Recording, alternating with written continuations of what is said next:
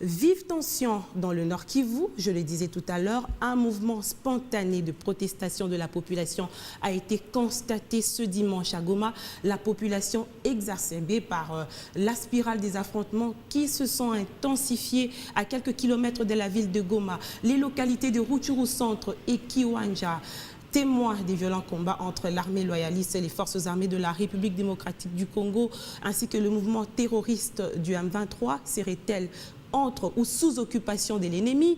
En urgence, face à cette situation alarmante, Kinshasa a convoqué une réunion du Conseil supérieur et de la défense présidée par le chef de l'État, Félix Antoine Tshisekedi, ce samedi. Les autorités congolaises ont décidé d'une sorte de rupture des relations diplomatiques avec le Rwanda en expulsant notamment l'ambassadeur rwandais basé à Kinshasa, Vincent Karega.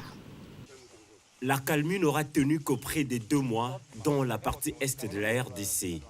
Les affrontements entre les FARDC et le M23 ont repris tôt dans la matinée du vendredi 21 octobre dans les territoires de Rutshuru. Des tirs d'armes lourdes et légères ont été entendus dans la zone des Rangira, groupement des Djomba. Après plusieurs rumeurs annonçant le perte de position stratégique par les FARDC à Rangira, l'armée congolaise a rassuré que toutes les initiatives de l'ennemi ont été déjouées. Elle a même annoncé des captures parmi les M23. Dans l'ensemble, nos hommes se comportent de manière exemplaire sur le terrain et les forces loyalistes continuent à fixer l'ennemi. La situation est sous leur contrôle dans tous les fronts. Les forces armées de la République démocratique du Congo rassurent la population de leur détermination de répondre avec vigueur à ces attaques. Comme il fallait s'y attendre, la réplique du Rwanda a été spontanée. Dans un communiqué, le pays pointé par la RDC comme son agresseur qualifie à son tour l'action militaire des FARDC des provocations. Le gouvernement rwandais accuse la République démocratique du Congo de violations manifestes du processus Nairobi-Luanda. La réponse du loup à la bergère, le gouvernement congolais parle d'un aveu clair et irréfutable du Rwanda qui accepte d'opérer derrière le M23. Depuis que sa création a été annoncée, fin juin au Kenya, à l'issue d'une réunion de la communauté d'Afrique de l'Est, ni le calendrier, ni le cadre opérationnel de son déploiement, ni même le nombre de pays participants n'ont été officialisés. La force régionale censée mettre fin au conflit dans l'Est de la République démocratique du Congo suscite déjà de multiples condamnations dans le pays. La solution militaire est-elle suffisante pour relever les défis sécuritaires dans cette partie de la RDC? Au Conseil de sécurité tenu jeudi 24 octobre à New York, le membre de cette structure s'accorde sur le respect des engagements pris par les partis dans le cadre des discussions de Luanda ou encore de New York, mais aussi à un dialogue avec de mesures efficaces de renforcement de la confiance. La France appelle tous les groupes armés congolais à participer sans condition au programme de désarmement, démobilisation, relèvement communautaire et stabilisation. Et les groupes armés étrangers doivent déposer immédiatement les armes et réintégrer leur pays d'origine. Nous demandons à ce que la violence cesse immédiatement et à ce que le M23 rentre dans ses pénates. Toutes les parties doivent respecter la souveraineté nationale et le principe de l'intégrité territoriale. Nous appelons les pays de la région, avec le soutien de l'envoyé spécial M. Chia, à continuer de travailler en étroite collaboration avec le gouvernement de la RDC et la MONUSCO. Une position loin de contredire les aveux du secrétaire général des Nations Unies, perçu comme une incapacité lorsqu'il avait reconnu que l'agresseur dispose de l'armement lourd à quoi la MONUSCO ne saurait faire face. Les Nations Unies ne sont pas capables de battre l'M23. La vérité, c'est que l'M23 aujourd'hui est une armée moderne, avec des équipements lourds qui sont plus perfectionnés que les équipements de la MONUSCO. Même si, à la question de savoir où s'approvisionne le M23, Antonio Guterres a simplement répondu « Ils viennent de quelque part ». La diplomatie prônée jusqu'alors par le pays de Tshisekedi semble donner de premiers fruits. S'il n'y a pas condamnation telle que le pays agresseur ne cesse de revendiquer, il y a des appels à cesser tout soutien au M23. Pour la première fois, les États-Unis d'Amérique ont appelé clairement l'armée rwandaise et les acteurs étatiques à cesser tout soutien au M23. Les attaques de groupes armés y compris l'IL, la RDC, Codeco, le M23, ont tué plus de 2000 civils cette année. Cette violence est inacceptable. Les États-Unis appellent les groupes armés à cesser leurs assauts contre les populations les plus vulnérables de la RDC. Pendant ce temps, les combats se poursuivent entre le M23 et l'armée congolaise et continuent d'entraîner de mouvements de population et autres violations des droits humains dans les localités telles que Roubaré, Kalengera, Kako, Rangira et Tamungenga dans le territoire de Rutshuru. Selon le Bureau de la coordination des affaires humanitaires OCHA, plus de 23 000 personnes auraient été déplacées, fuyant de violences armées. Ce chiffre inclut environ 2500 personnes qui ont traversé en Ouganda. La souveraineté de la RDC est mise à mal par son voisin. Après certaines évidences, dont le rapport des experts du Conseil de sécurité, le pays continue d'attendre qu'une résolution soit prise par le Conseil sur le respect de la souveraineté de la RDC par le Rwanda. Le chef de l'État avait encore levé la voix du haut de la tribune de la dernière Assemblée générale des Nations unies pour réclamer ce droit. Simultanément, des échanges se poursuivent, allant dans le sens de privilégier le dialogue, un dialogue que la RDC a entamé depuis et s'est engagé à poursuivre. Monsieur Chris Mukendi, nous venons de suivre avec vous ce dossier sur cette agression, une énième agression du Rwanda vers la partie est de la République démocratique du Congo. L'agresseur est identifié. Les relations entre Kigali et Kinshasa sont tendues avec évidemment cette expulsion de l'ambassadeur rwandais en République démocratique du Congo. Est-ce que le pays est en guerre? Si oui, comment allons-nous affronter évidemment le Rwanda pour en sortir vainqueur? Effectivement, le pays est en guerre, madame, dans l'hypothèse où nous sommes envahis par un pays étranger. Mais là, il faut d'abord commencer par constater la faiblesse quant à l'application de la Charte des Nations Unies qui stipule qu'aucun pays ne peut aller assiéger un autre pour mettre en mal son intégrité nationale. Mais nous sommes face à une faiblesse qui remonte de plusieurs années. Simplement, nous sommes face à une faiblesse de la communauté internationale tout entière qui a du mal à faire appliquer strictement la Charte des Nations Unies, charte à laquelle la RDC et le Rwanda ont souscrit.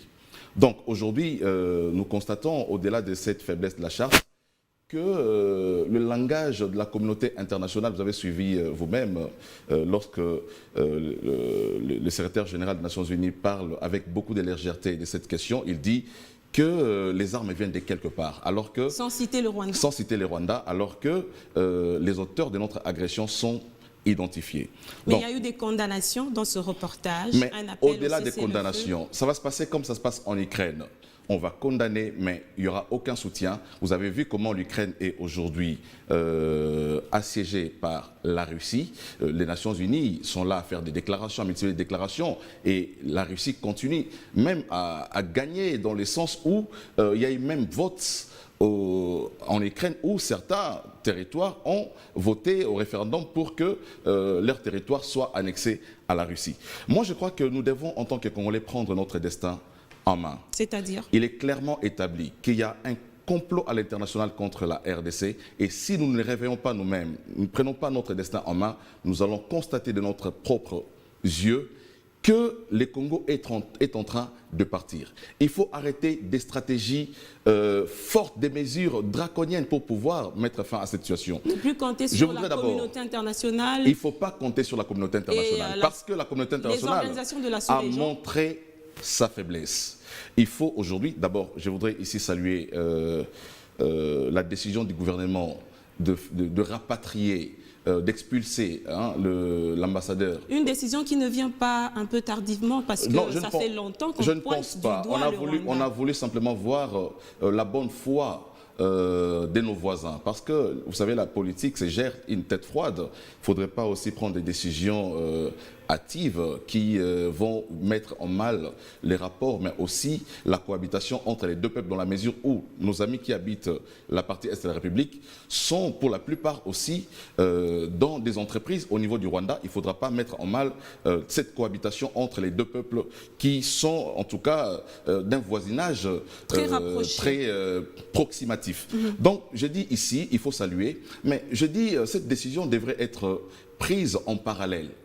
C'est bien d'expulser l'ambassadeur rwandais, mais on n'a pas rappelé notre ambassadeur qui est au Rwanda pour constater effectivement la rupture. Ça devait être fait concomitamment. Concomitamment. Hein, j'ai dit en parallèle, dans le sens qu'il fallait que cette décision soit prise dans les deux sens. Je ne sais pas, peut-être que le gouvernement l'a déjà pris ou ils vont rendre publique cette décision, mais j'ai dit on ne peut pas constater la rupture des relations diplomatiques aussi longtemps qu'on expulse simplement l'ambassadeur rwandais, mais d'un autre côté, il faut que le gouvernement montre effectivement que nous avons agi en toute conséquence en rappelant aussi notre ambassadeur qui se trouve du côté du Rwanda. C'est en ce moment-là seulement que nous pouvons effectivement constater qu'il y a une rupture des relations diplomatiques entre la RDC et le Rwanda. Je salue la première étape qui a été franchie, mais il faut aller à la seconde étape qui est de rappeler notre ambassadeur. Donc, comme je disais, il faut que nous puissions prendre notre destin en main. J'ai des propositions à faire, ce sont des propositions drastiques. J'ai dit il faut appliquer au Parmi Rwanda... lesquelles ? Il faut appliquer au Rwanda la même politique que le Rwanda applique au Congo. C'est-à-dire infiltrer. Justement, aussi longtemps que Kagame sera vivant, la partie est de la République démocratique du Congo ne sera jamais en paix. Aussi longtemps que Kagame sera au trône au Rwanda, il n'y aura pas de paix à la partie est de la République. Mais qu'est-ce qui Donc explique... tout ce que nous sommes en train de faire comme diplomatie, des accords de Nairobi, en Angola, tout ça, ça ne dit rien à Kagame. Kagame est dans une autre démarche.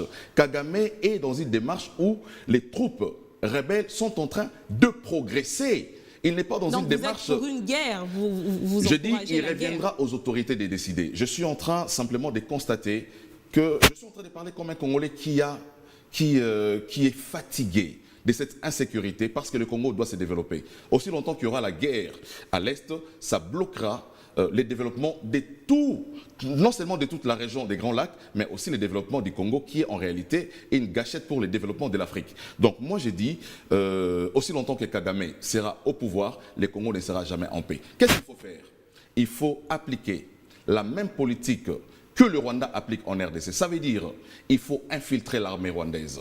Il faut infiltrer les institutions politiques au Rwanda, les institutions administratives. Il faut infiltrer l'immigration du Rwanda, comme les Rwandais ont fait chez nous ici. Nous avons des parlementaires qui sont rwandais dans notre pays, parce que nous leur avons donné la nationalité congolaise. Ils sont dans notre armée. Voilà pourquoi notre armée...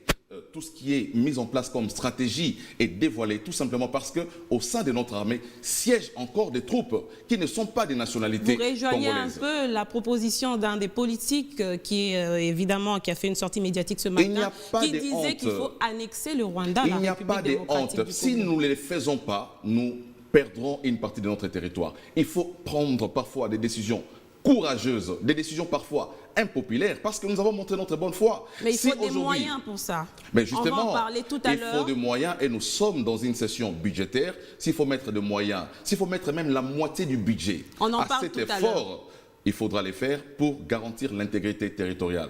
Mobutu, Kasavubu, Lumumba, Kabila, ils ont laissé un pays entier à notre régime. Notre responsabilité aujourd'hui, les défis